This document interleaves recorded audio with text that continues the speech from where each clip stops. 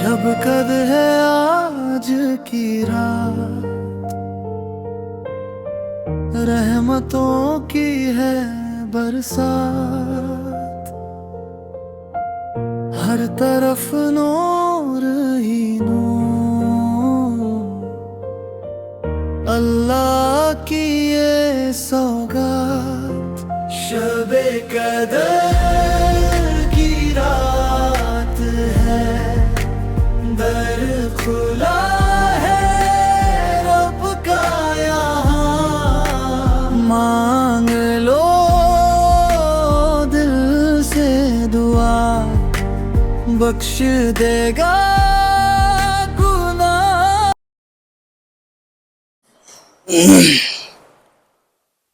अस्सलामु अलैकुम व रहमतुल्लाहि व बरकातुहू।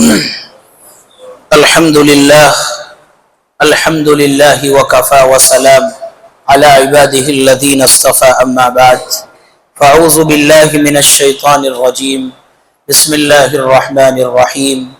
इन्ना अंज़लनाहु फ़ी लैलतिल क़द्र व मा अदराका मा लैलतुल क़द्र, लैलतुल क़द्रि ख़ैरुम मिन अल्फ़ि शहर, सदक़ल्लाहुल अज़ीम।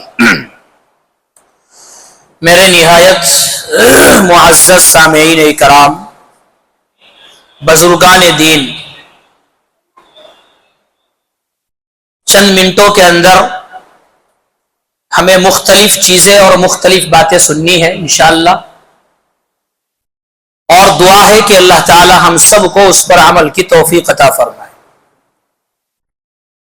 अल्लाह रब्बुल इज़्ज़त का इंतहाई एहसान व करम है कि उसने हमें रमजानुल मुबारक का बाबरकत महीने की आखिरी अशरा और खुसूसन शबे कदर और लैलतुल कदर अता फरमाई, और हमें तकमील कुरान, खत्म कुरान की मजलिसें अता फरमाई। ये मजलिसें बड़ी बाबरकत और बड़ी रहमत वाली हुआ करती है, जहां पर खत्म कुरान हो, तकमील कुरान हो।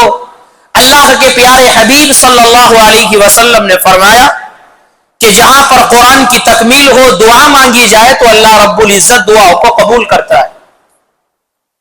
आज हमारे सामने कुरान मुकद्दस की तकमील हुई, कुरान मुकद्दस पूरा हुआ।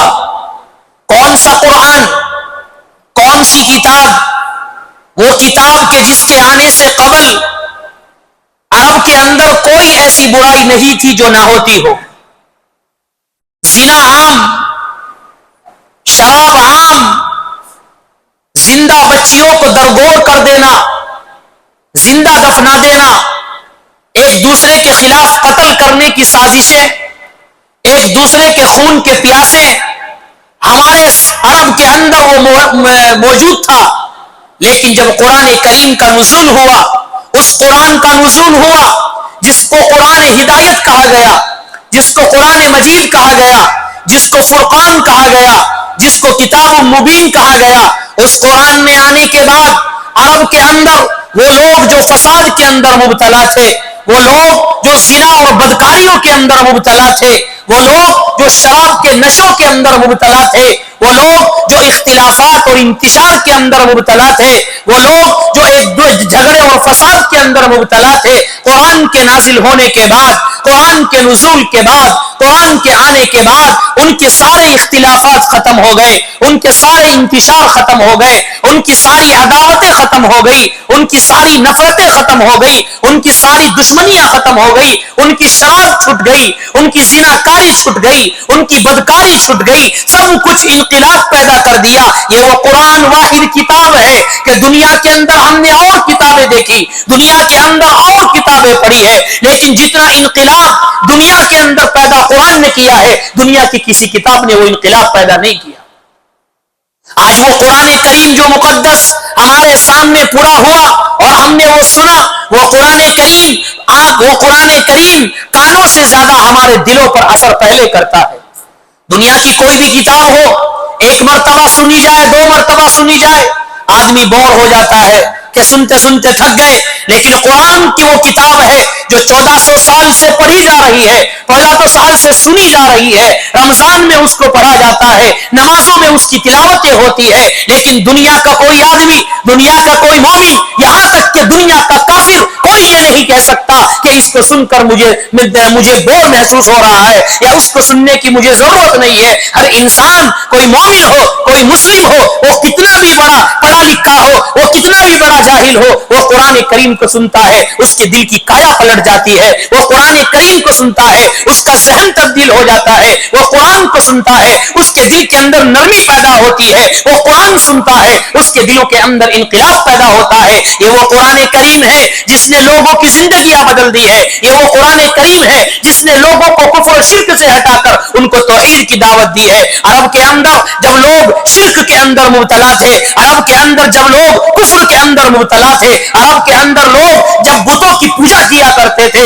قرآن کے آنے کے بعد انہوں نے دعوتیں دی، اے لوگوں آؤ، اپنے رب کی طرف آؤ، تمہارا معبود ایک ہے، اس کے علاوہ تمہارا کوئی معبود نہیں ہے، سجدہ ہوگا تو اس کو ہوگا، عبادت ہوگی تو اس کی ہوگی، اس کے علاوہ کسی کی نہیں ہو سکتی۔ قرآن کریم کے نازل ہونے کے بعد، قرآن کریم کے آنے کے بعد عرب کے اندر وہ انقلاب پیدا ہوا ہے، عرب کے اندر وہ تبدیلی آئی ہے کہ دنیا کی تاریخ جب اس کو لکھتی ہے اور اس کو پڑھتی ہے، ان کے آنکھوں سے آنسو جاری ہو جاتے ہیں۔ یہ وہ قرآن ہے جس کے بارے میں پیارے آقا صلی اللہ علیہ وسلم نے فرمایا کہ جو انسان قرآن کریم پڑھتا ہے اور پڑھاتا ہے وہ اللہ کے نزدیک سب سے محبوب اور سب سے مقرب ہے۔ یہ وہ قرآن مقدس ہے جس کے بارے میں پیارے آقا نے فرمایا کہ اس کو پڑھنے والا، پڑھانے والا اور اس پر عمل کرنے والا کل قیامت کے دن 10 ایسے آدمیوں کو جہنم سے آزاد کرائے گا جن کے جہنم میں جانے کا اعلان ہو چکا ہے۔ یہ وہ قرآن کریم ہے کہ کل قیامت کے دن یہ 10 ایسے آدمیوں کی سفارش کرے گا جن کے جہنم میں جانے کا اعلان ہو چکا ہے۔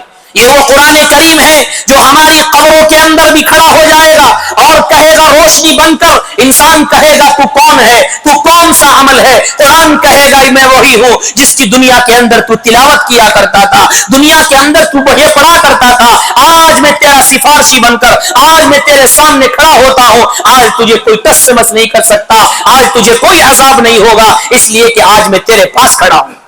یہ وہ قرآن ہے جو انسان قرآن سے جڑ جاتا ہے، جو انسان قرآن سے اپنا تعلق قائم کر لیتا ہے اور قرآن کریم کے مطابق اپنی زندگی گزارتا ہے، اس کی دنیا بھی کامیاب ہے، اس کی آخرت بھی کامیاب ہے۔ کیا کیا فضائل بیان کیے جائیں؟ قرآن کریم کو سننے کے بعد وہ لوگ جن کے دلوں کے اندر کفر اور شرک بھرا ہوا تھا، کیا تاریخ بتائیں؟ حضرت عمر رضی اللہ تعالی عنہ جیسے جلیل القدر صحابی جب تک اسلام کو قبول نہیں کیا تھا، جب تک ایمان کو قبول نہیں کیا تھا، اسلام کے دشمن تھے اور مسلمانوں کے دشمن تھے، ہاتھ میں تلوار کو لے کر جاتے ہیں۔ ابو نعیم پوچھتے ہیں اے اے عمر کہاں جا رہے ہو؟ فرمایا نبی کا گلا کاٹنے جا رہا ہوں، نبی کو قتل کرنے جا رہا ہوں۔ ابو نعیم نے کہا کہ اپنے گھر کی حالت تو دیکھو، اپنے گھر تو جاؤ، تمہارے گھر میں تلاوت ہو رہی ہے، تمہارے گھر میں نمازیں پڑھی جا رہی ہے، تمہاری بہن اپنے معبود یعنی اللہ کے سامنے سجدہ کر رہی ہے۔ حضرت عمر رضی اللہ تعالی عنہ جو جب تک اسلام کو قبول نہ کیا تھا، فوراً اپنے گھر جاتے ہیں اور بہن کو پوچھتے ہیں تو کیا پڑھ رہی تھی؟ قرآن کی تلاوت انہوں نے کی، طٰہٰ مَا أَنزَلْنَا عَلَيْكَ الْقُرْآنَ لِتَشْقَىٰ إِلَّا تَذْكِرَةً لِمَن يَخْشَىٰ تنزیلا۔ یہ انہوں نے قرآن کریم کی آیت تلاوت کی اور حضرت عمر کے دل کی کایا پلٹ گئی، حضرت عمر کے دل کے اندر ایمان گھر کر گیا، ان کے آنکھوں سے آنسو جاری ہو گئے اور چل دیے۔ پوچھنے والے پوچھتے ہیں کہاں جا رہے ہو؟ کہ نبی کے دامن میں جا رہا ہوں، نبی کے پاس جا رہا ہوں۔ نبی علیہ الصلوۃ والسلام تشریف فرما ہے، سامنے عمر ہے، صحابہ ڈر گئے، کہا یا رسول اللہ حضرت عمر آ رہے ہیں، ہو سکتا ہے آپ کو قتل کر دے، ہو سکتا ہے آپ کا سر تن سے جدا کر دے، ہم کہاں جائیں؟ آپ ذرا چھپ جائیں۔ نبی نے فرمایا اے میرے صحابہ ڈرنے کی ضرورت نہیں ہے، آج عمر آ نہیں، آج عمر کو رات کی دعا لا رہی ہے، عمر کو رات کی دعا لا رہی ہے. آج عمر سر کاٹنے نہیں سر جھکانے آ رہا ہے. آج عمر اسلام کو مٹانے نہیں اسلام کو اپنانے آ رہا ہے. آج عمر ایمان کو ختم کرنے نہیں ایمان کو اپنے دلوں کے اندر بسانے آ رہا ہے. حضرت عمر نے آ کر کلمہ پڑھا. کون تھا ان کو کلمہ پڑھانے والا؟ کیا صفت تھی ان کے اندر؟ کیا چیز تھی ان کے اندر؟ یہ اللہ کے پیارے حبیب صلی اللہ علیہ وسلم کی دعا تھی اور قرآن کا سننا تھا کہ ان کے دل کی حالت بدل گئی, ان کے دل کی کیفیت بدل گئی. یہ وہ قرآن ہے, یہ وہ قرآن ہے کہ جو اسلام کے دشمن تھے قرآن کو سننے کے بعد انہوں نے اسلام کو اپنایا ہے. اس قرآن کی برکت سے یہ اتنی بابرکت اور اتنی فضیلت والی چیز ہے.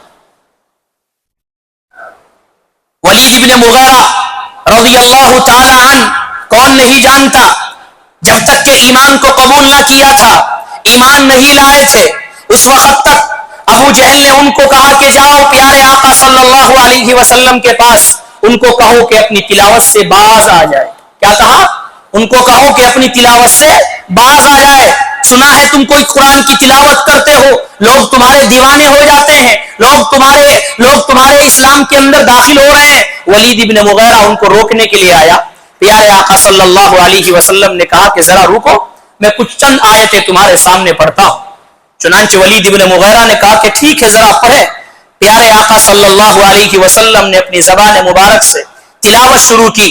تلاوت کیا تھی؟ وہ تو بجلیاں تھی. تلاوت کیا تھی؟ وہ تو دل کی کایا پلٹنی تھی. ولید ابن مغیرہ نے جب یہ قرآن کریم کی آیتیں سنی, فوراً ابو جہل کو کہا, اے ابو جہل, میں کوئی قرآن سن کر آیا ہوں, میں کوئی کتاب سن کر آیا ہوں. خدا کی قسم وہ کتاب کسی انسان کی نہیں ہے. خدا کی قسم وہ کتاب کسی دنیا والے کی نہیں ہے. خدا کی قسم وہ کتاب کسی مخلوق کی نہیں ہے. وہ کتاب قرآن وہ کتاب ہے, وہ اللہ کی کتاب ہے. اس لیے کہ آج تک میں نے ایسی قرآن ایسی کتاب نہیں سنی ہے. ولید ابن مغیرہ کی دل کی کایا پلٹ گئی اور ایمان کو قبول کر لیا.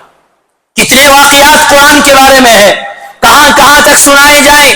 قرآن کریم کو سننے کے بعد دل کی حالت بدلی ہے. کافروں کی دل کی حالت بدلی ہے, مشرکوں کی دل کی حالت بدلی ہے. آج مسلمان قرآن سنتا ہے, آج قرآن سنتا ہے, قرآن پڑھتا ہے. ہماری زندگیوں کے اندر انقلاب کیوں نہیں؟ کیوں نہیں؟ اس لیے کہ ہمارے دل گندے ہو چکے ہیں, ہمارے دل گناہوں کی وجہ سے کالے ہو چکے ہیں. اس کے سیاہی کی وجہ سے, دل کے کالے ہونے کی وجہ سے آج ہمارے دلوں پر قرآن اثر نہیں کر رہا ہے.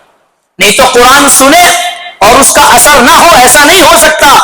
قرآن اپنی تاثیر پیدا کرتا ہے لیکن اس کو قبول کرنے والے کی صلاحیت ہونی چاہیے. آج ہمارے اندر ختم ہو چکی ہے, اس لیے کہ ہم گناہوں کے اندر مبتلا ہیں. یہ لیلۃ القدر, یہ شب قدر, یہ آخری عشرہ ہمیں پیغام دیتا ہے کہ اپنی زندگی کو بدلو, اپنی زندگی کے اندر انقلاب پیدا کرو. یہ قرآن کی تکمیل ہمیں پیغام دیتی ہے, اپنی زندگیوں کے اندر انقلاب پیدا کرو. تمہاری زندگی قرآن کے مطابق ہوگی. تم نے سن لیا بس کافی نہیں, پڑھ لیا کافی نہیں, پڑھنے کے بعد, سننے کے بعد تمہاری زندگی اس کے مطابق ہوگی. تم دنیا کے اندر بھی کامیاب ہو اور آخرت کے اندر بھی کامیاب ہو. جب تم نے اپنے ہاتھوں میں قرآن کریم کو پکڑ لیا اور قرآن کے مطابق تمہاری زندگی ہوگی, خدا کی قسم دنیا کی کوئی چیز تمہیں برباد نہیں کر سکتی. خدا کی قسم جب تمہارے ایک ہاتھ میں قرآن ہوگا, ایک ہاتھ میں سنت رسول ہوگی, تو خدا کی قسم کوئی ظالم تمہارے اوپر ظلم نہیں کر سکتا. آج ہمارے اوپر حالات آ رہے ہیں, آج ہم اس کو ستایا جا رہا ہے,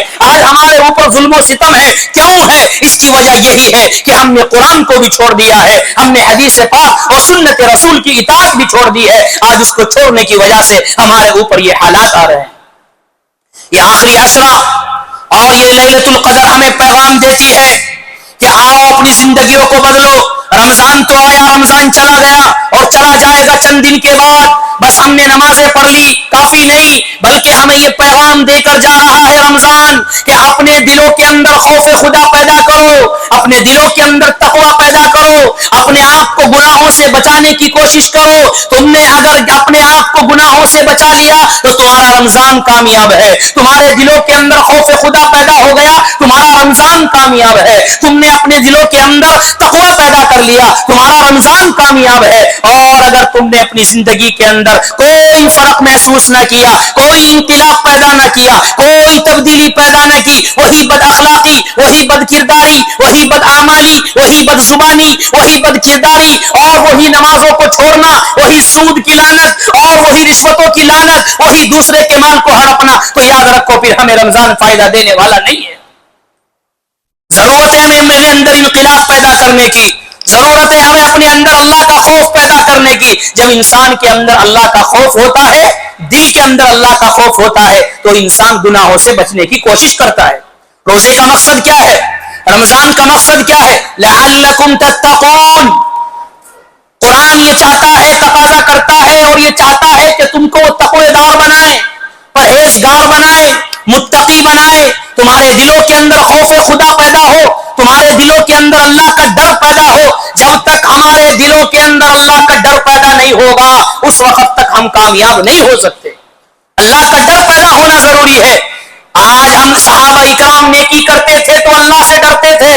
حضرت عمر جلیل القدر صحابی حضرت حنزلہ سے کہتے, حنزلہ مجھے بتاؤ, نبی نے تمہیں منافقوں کے نام بتائے ہیں, کہیں عمر کا نام تو منافقوں کی فہرست میں نہیں. کیا فرمایا؟ کہیں عمر کا نام تو منافقوں کی فہرست میں نہیں. کون کہہ رہے ہیں؟ حضرت عمر کہہ رہے ہیں. اتنا ڈر, اتنا خوف. حضرت ابو بکر کہتے ہیں, کاش میں کسی جسم کا بال ہوتا, کاش میں کسی درخت کا پتا ہوتا. یہ کون کہہ رہے ہیں جن کو جنت کی بشارتیں ملی ہوئی ہے؟ کون کہہ رہے ہیں جن کو عشرہ مبشرہ کہا گیا ہے؟ کون ڈر رہے ہیں جن کو رضی اللہ عنہ ورضوا عنہ کہا جا رہا ہے؟ وہ صحابہ جنت کی خوشخبری ملنے کے بعد, رضی اللہ عنہ ورضوا عنہ کا لقب پانے کے بعد, وہ صحابہ سب کچھ ملنے کے بعد, ان کے دلوں کے اندر اللہ کا ڈر تھا. لیکن آج کا مسلمان گناہ پر گناہ کر رہا ہے, گناہ کے گناہ میں دلدل میں پھنسا ہوا ہے. اس کے باوجود اس کے دل کے اندر خوف خدا نہیں. اگر خوف خدا ہی نہیں تو ہم گناہ سے نہیں بچ سکتے. ہمارے دلوں کے اندر خوف خدا پیدا کرنے کے لیے آخری عشرہ پیغام دیتا ہے, اور یہ لیلۃ القدر کی راتیں پیغام دے رہی ہے. اپنے آپ کو اپنی خواہشات سے بچاؤ, اپنی مرضی کو اللہ کی مرضی کے مطابق کرو. تم سوچو کہ اگر گناہ کر رہے ہو تو خدا دیکھ رہا ہے, نیکی کر رہے جب بھی خدا دیکھتا ہے, گناہ کر رہے ہیں جب بھی خدا دیکھتا ہے. تم گناہ کر رہے ہو, کل کو یہ زمین گواہی دے گی کہ فلاں جگہ کھڑے ہو کر اس نے تیری نافرمانی کی ہے, تو ہمارے پاس کیا جواب ہوگا؟ اس لیے یہ لیلۃ القدر اور یہ آخری عشرہ ہمیں پیغام دیتا ہے, ہمارے دلوں کے اندر خوف خدا پیدا ہو.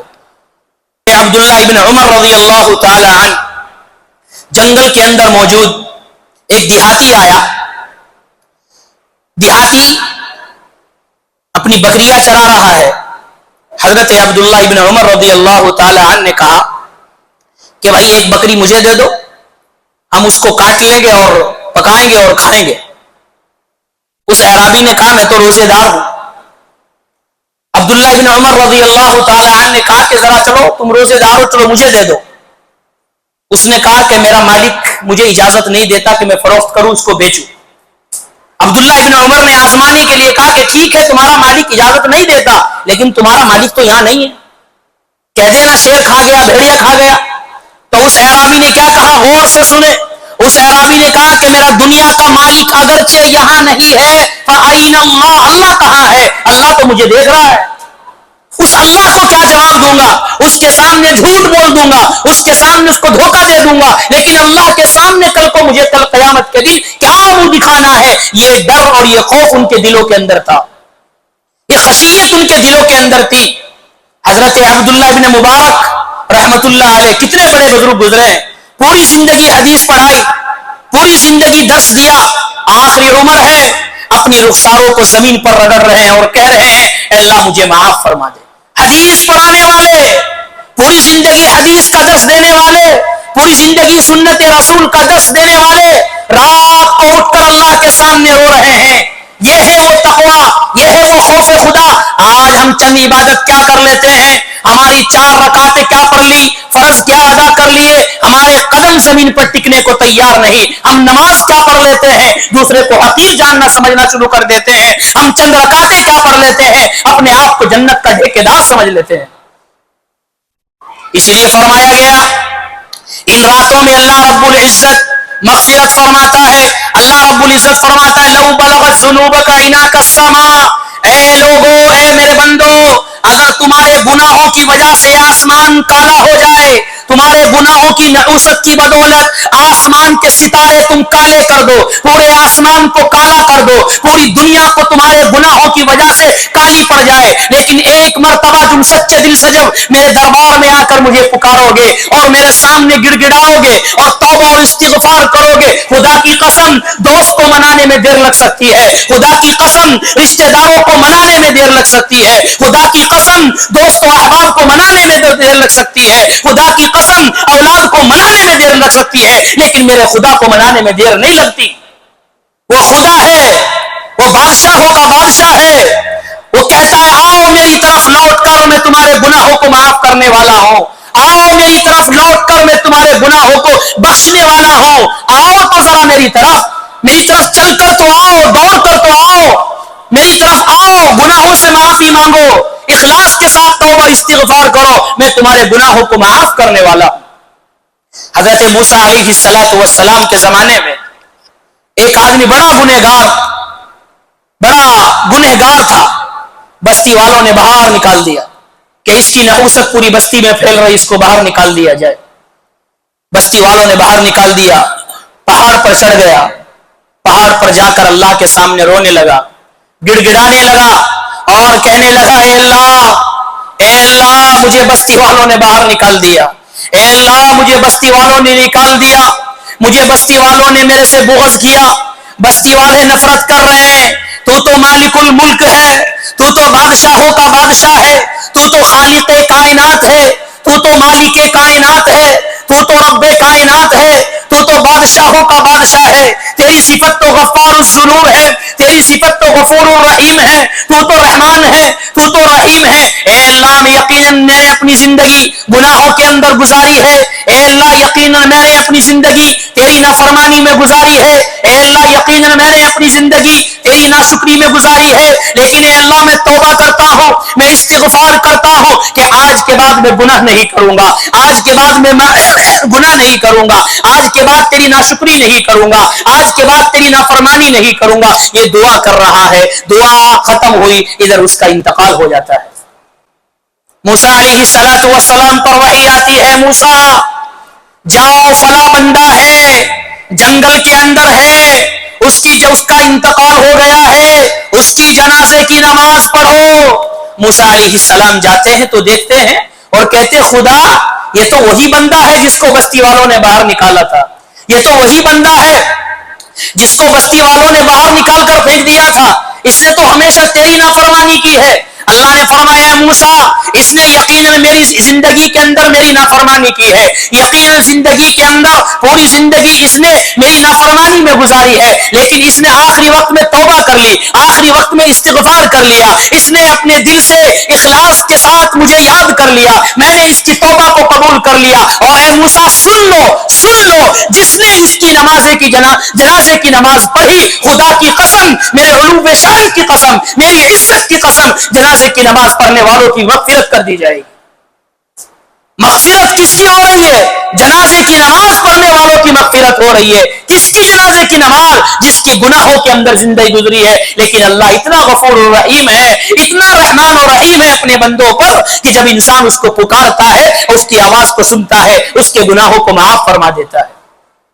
کتابوں کے اندر لکھا ہے کہ اللہ رب العزت نے ایک آدمی کا انتقال ہوا، فرشتوں کو حکم دیا اس کو جہنم کے اندر ڈال دو، اس کے اعمال اس قابل ہے کہ اس کو جہنم کے اندر ڈال دو.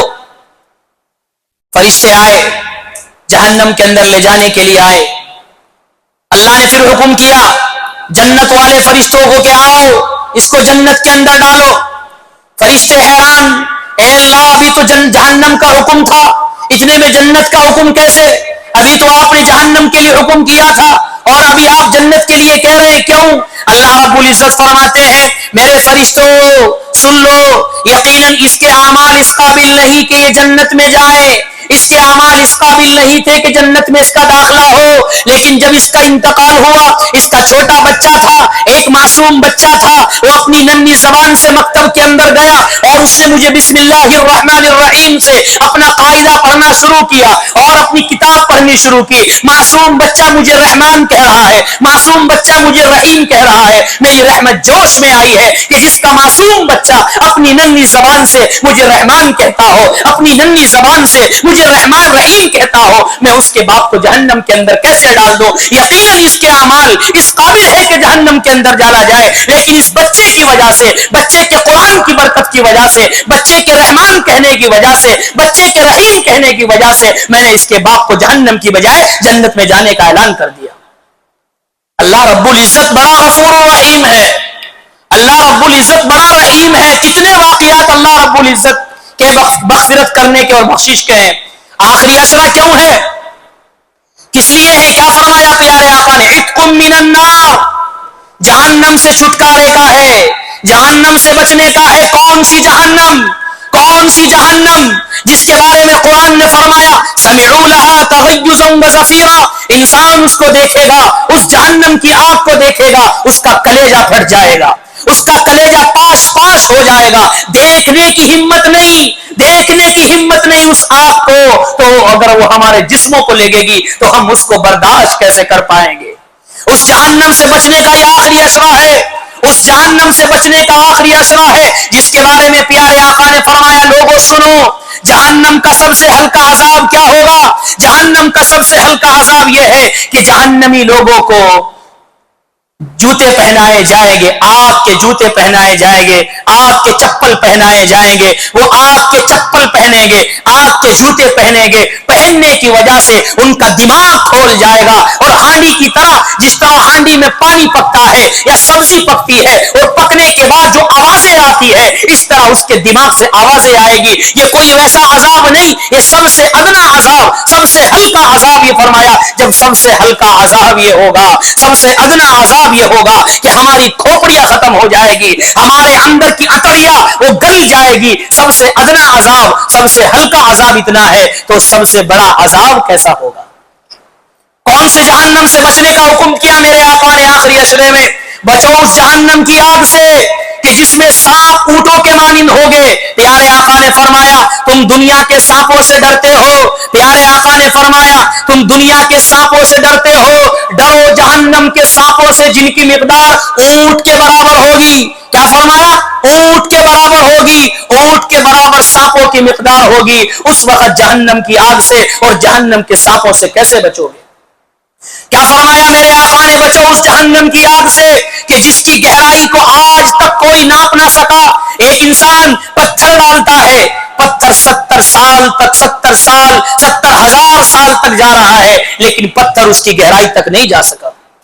بچو اس جہنم کی آگ سے، فرمایا میرے آقا نے بچو اس جہنم کی آگ سے اس آخری عشرے میں کہ جس کی ایک لگام کو، جس کی ایک زنجیر کو 70,000 فرشتے کھینچ کر لا رہے ہوگے، جس کی ایک زنجیر کو، جس کی ایک لگام کو 70,000 فرشتے کھینچ کر لا رہے ہو، 70,000 فرشتے اس کو پکڑ کر لا رہے ہو، وہ جہنم کیسی ہوگی؟ اس سے بچنے کا حکم اس آخری عشرے میں ہمیں دیا گیا ہے۔ آخری عشرہ عتق من النار، جہنم سے بچنے کا ہے، لہذا ہمیں یہ پیغام ملتا ہے ہمیں اپنے آپ کو جہنم سے بچانا ہے۔ اور جہنم سے بچنے کا راستہ کیا ہے؟ قرآن پر عمل۔ جہنم سے بچنے کا راستہ اپنے دلوں کے اندر خوف خدا، اور تیسرا راستہ یہ ہے کہ اپنی زندگی کو پیارے آقا صلی اللہ علیہ وسلم کی سنتوں کے مطابق کی جائے، ان کی اطاعت کی جائے، ان کی فرما برداری کی جائے، ان سے محبت کی جائے۔ جب ہمارے دلوں کے اندر نبی کی محبت ہوگی، ہمارے دلوں کے اندر نبی کی محبت ہوگی، اطاعت ہوگی، فرما برداری ہوگی، تو یقین ہم جہنم کی آگ سے بچ جائیں گے۔ اور اگر ہمارے دلوں کے اندر نبی کی محبت نہیں، نبی کی اطاعت نہیں، نبی کی سنت نہیں، تو پھر ہم جہنم کی آگ سے بچنے کے اعمال ہمارے پاس نہیں۔ صحابہ اکرام کے پاس کیا تھا؟ نبی کی محبت تھی، اور نبی کی محبت کے ساتھ نبی کی اطاعت تھی۔ صحابہ اکرام سنتے تھے، فوراً اس پر عمل کرتے تھے۔ کیسے کیسے واقعات تاریخ کے اندر موجود ہے۔ پیارے آقا نے حضرت ابو بکر کو فرمایا اے ابو بکر ہجرت کرنے کا وقت قریب ہے. کیا فرمایا؟ ہجرت کرنے کا وقت قریب ہے. حضرت ابو بکر فرماتے ہیں کہ جب سے میرے اپنے آقا صلی اللہ علیہ وسلم کا حکم سنا ہے کہ ہجرت کا وقت قریب ہے, کبھی بھی حکم ہو سکتا ہے, رات کو سونا چھوڑ دیا کہ کہیں نبی کا حکم نہ آ جائے. رات کو سونا چھوڑ دیا, کہیں رات کو آواز نہ لگ جائے کہ ابو بکر نکلو. یہ ہے اطاعت, یہ ہے فرما برداری, یہ ہے نبی کی محبت.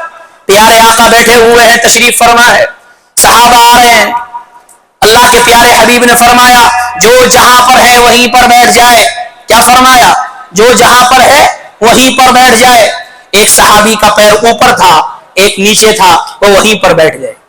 مجلس ختم ہوئی, پیارے آقا نے ان صحابی سے پوچھا تم ایسے کیوں بیٹھے ہو؟ تمہارے بیٹھنے کی کیفیت اور بیٹھنے کا طریقہ الگ کیوں ہے؟ تمہارا ایک قدم اوپر ہے, ایک قدم نیچے ہے, کیا وجہ ہے؟ ان صحابی نے فرمایا پیارے آقا جب آپ نے حکم کیا تھا, جب آپ نے حکم کیا تھا اس وقت میرا ایک قدم اوپر تھا, ایک قدم نیچے تھا. اگر میں ایک قدم آگے بڑھا لیتا آپ کے حکم کی نافرمانی ہو جاتی, ایک قدم نیچے کر لیتا آپ کے حکم کی نافرمانی ہوتی. میرا جہاں قدم تھا, جسم تھا, میں آپ کے حکم کی اطاعت کرتے ہوئے وہیں پر بیٹھ گیا. اس لیے میرے بیٹھنے کی کیفیت یہ ہو رہی ہے. یہ ہے وہ صحابہ کہ زبان سے الفاظ مکمل نہیں ہوتے تھے نبی کے, اس پر عمل پہلے کر کے دکھاتے تھے. زبان سے مکمل الفاظ نہیں ہوتے تھے لیکن صحابہ اکرام فوراً اس پر عمل کر کے دکھاتے تھے اور محبت کی مثالیں بیان فرمائی کہ نبی سے محبت کیا ہوتی ہے, نبی کی اطاعت کیا ہوتی ہے, نبی کی فرما برداری کیا ہوتی ہے. کون جانتا تھا صحابہ کو قرآن سے جڑنے کے بعد اور نبی سے جڑنے کے بعد لوگوں نے ان کو پہچانا, قرآن نے ان کی تعریف کی اور پھر صحابہ نے کیا محبت کر کے لوگوں کو دکھلائی کہ دنیا اس کی مثال بیان کرنے سے قاصر ہے, دنیا اس کو بیان نہیں کر سکتی. حضرت بلال رضی اللہ تعالی عنہ پیارے آقا صلی اللہ علیہ وسلم کی وفات کے بعد اپنے ملک چلے گئے کہ جب نبی نہیں تو میں کیا کروں گا, جب پیارے آقا ہی نہیں تو میں کیا کروں گا. چنانچہ خواب میں آئے پیارے آقا صلی اللہ علیہ وسلم, حضرت بلال سے کہا بلال ہمارے شہر ہی آنا چھوڑ دیا. کیا فرمایا؟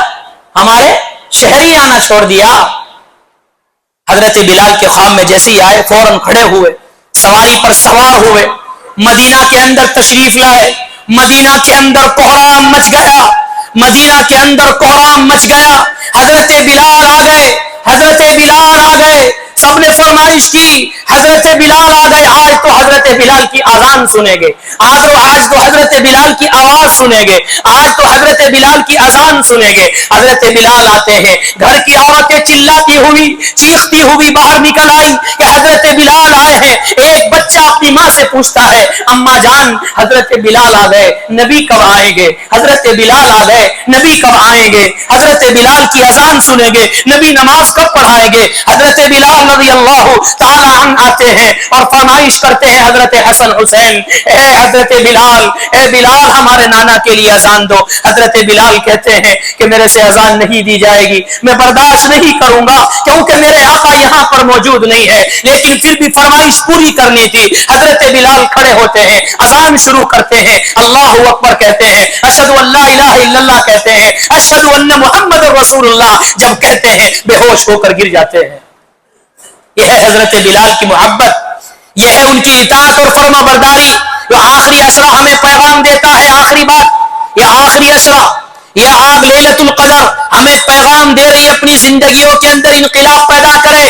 رمضان گزر جائے گا لیکن ہماری زندگیوں کے اندر انقلاب آنا چاہیے. جیسے ہمیں نمازوں کی پابندی اب کر رہے ہیں, تہجدوں کی پابندی اب کر رہے, تلاوت کی پابندی اب کر رہے, ذکر و اذکار کی پابندی اب کر رہے. جیسے ہمارے بچے اب عبادتوں کے اندر مشغول, ہماری گھر کی عورتیں, ہماری بہنیں تہجدوں کے اندر مشغول, ذکر و اذکار کے اندر مشغول, تلاوت قرآن کے اندر مشغول. ہمارا نہج یہ ہونا چاہیے کہ ہمیں اپنی زندگی کو بدلنا ہے اور ہماری زندگی ساری کی ساری رمضان کی طرح گزرنی چاہیے. ہماری مسجدیں پوری بھرنی چاہیے. جیسے ہمیں ہر نماز میں یہاں پر مسجدیں پھول بھری ہوئی نظر آتی ہے, لیکن افسوس اور افسوس رمضان چلا جاتا ہے تو یہ آواز دیتی ہے مسجدیں, کہاں چلے گئے وہ مقتدی؟ کیا زمین نکل گئی؟ کیا آسمان نکل گیا؟ کیا انہوں نے اپنے گھر تبدیل کر لیے؟ کیا وہ دنیا سے چلے گئے؟ رہتے यही थे, यही खाते थे, यही पीते थे, मस्जिदों में आते थे।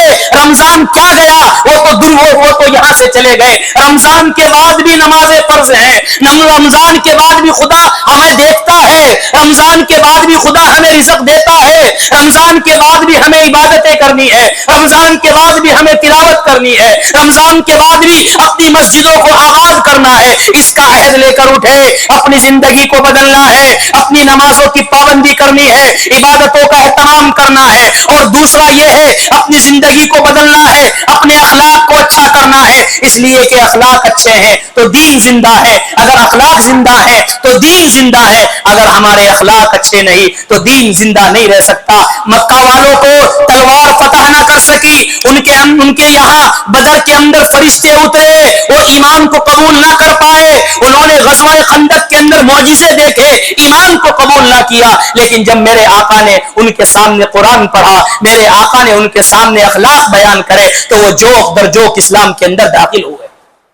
तो हमें चाहिए हम अपने दिल को पाक करें, साफ करें, कीना से, बुग़्ज़ से अपने आप को पाक करें, लड़ाई से, झगड़े से अपने आप को पाक करें, अपने ईमान को मजबूत करें, अपनी नौजवान नस्ल को समझाएं कि अपने ईमान को बचाओ, अपने ईमान को बचाओ, अपनी बच्चियों को महफूज करो। हमारी बच्चियां कहां जा रही है, हमारी बच्चे कहां जा रहे हैं? आज हमारे मुआशरे को सुनने में मिल रहा है, रोजाना की खबरें हैं कि फला की बच्ची फला के साथ चली गई, फला का बच्चा फला के साथ चला गया। अरे अपने तो अपने गैरों के साथ जा रहे हैं। हमारी मुसलमान बच्चियां, हमारी मुसलमान नौजवान बच्चियां गैरों के साथ जा रही है। क्या यही दिन देखने में लगे थे? क्या इसी दिन देखने के लिए हम पैदा हुए थे?